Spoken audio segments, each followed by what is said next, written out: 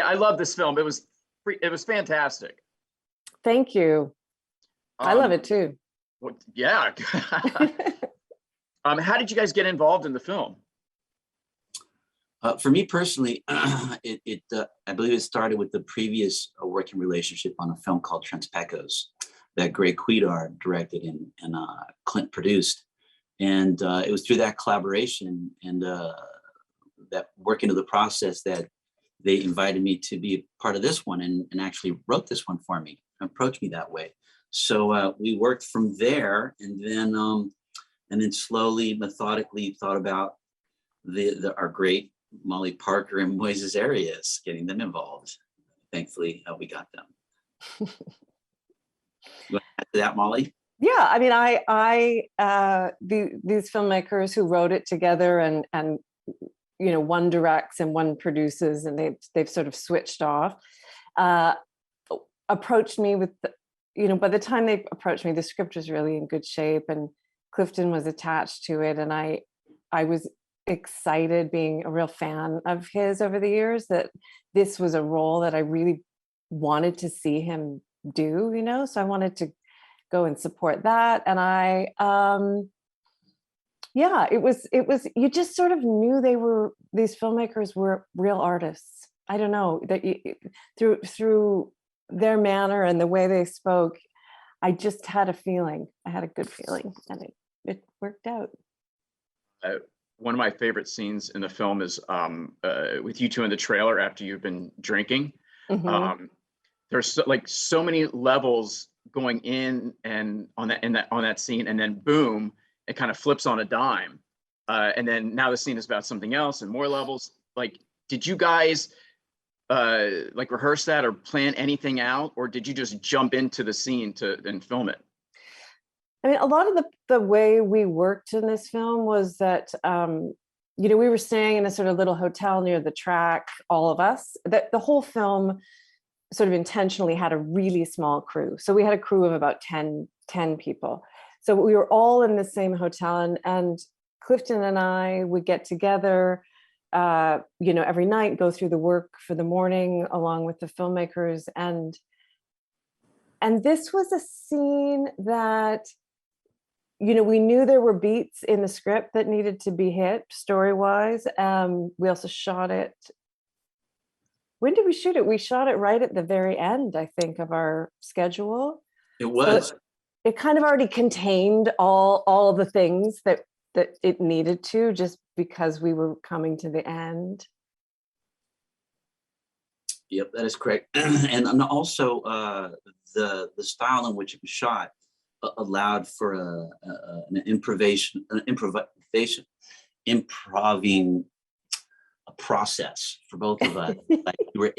I knew Adolfo was going to be able to catch either one of us in special magical moments. And there was a lot of fluidity and freedom in allowing to do that. So it wasn't actually shot as written per se. We were supposed to go back to the couch and we didn't. There's a lot of little things that happen, wonderfully so. And we were, Clint and Greg provided an environment for us to do that and feel free in doing that, which allowed for a lot of organic moments. What kind of research did you guys do for this film? Because, I mean, it seems like everyone, like the jockeys to the trainers, they love this life, but it just seems so hard. Holy crap. Well, just to speak to the sort of research part, because of the way these filmmakers set the film up, like we were shooting in a live track, and so, they really wanted to be able to see what that backside of the track is really like. It's not something I think we've seen in film before. I know Clifton was there pretty early, working with those jockeys, meeting them, just hanging out. I did the same with a great female trainer who's there. And, you just try to sort of get into their world. They were really gracious to let us be there. And our filmmakers, have some documentary experience. So I think it really helped in terms of how they set it up, how they created opportunities to shoot in a real live working space.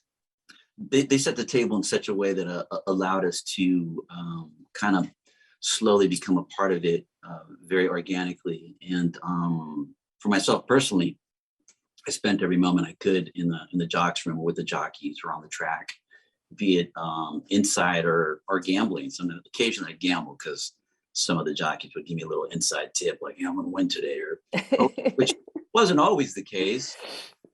All the times I didn't show up, it was the case, and the couple times I guess that's Murphy's law. I think I've only got you for a couple more minutes, but I'm an actor as well, and I love to ask this question. What's been your worst auditions? I can't remember what it was for, but I can't remember what the job was, but I remember being at an audition and, doing the scene, and then the director like leaning in and saying, okay, try it again, but this time try caring. It was just like the worst. For me, it's auditioning for stuff that they've already got somebody in mind, because you're going there, you're swinging for the fences, you're going to knock that ball over the fence in the parking lot. And oftentimes in the bigger studio films, when they already have somebody in mind, they're just buying out the clock. They're just killing time, and you can feel that they don't care and they're not watching you. So it's painful to pour your heart into a role that people aren't going to pay attention to. Because at the end of the day, if they are paying attention, whether they have somebody else in mind or not, you're still able to affect them with a performance. And that's what we live for. I think real actors like to act, whether they're going to get a part or not. It's an opportunity to perform. Well, just based on this film, I think people are going to care about both your performances. So, yeah, hey, look at that wrap up. That was great. Thank you, Clifton, for that one. Just let me slide in. Yeah, you tossed it right to me. Hey, thanks, guys. You were great, and I love the film. Thank you so much. Have a great day, brother.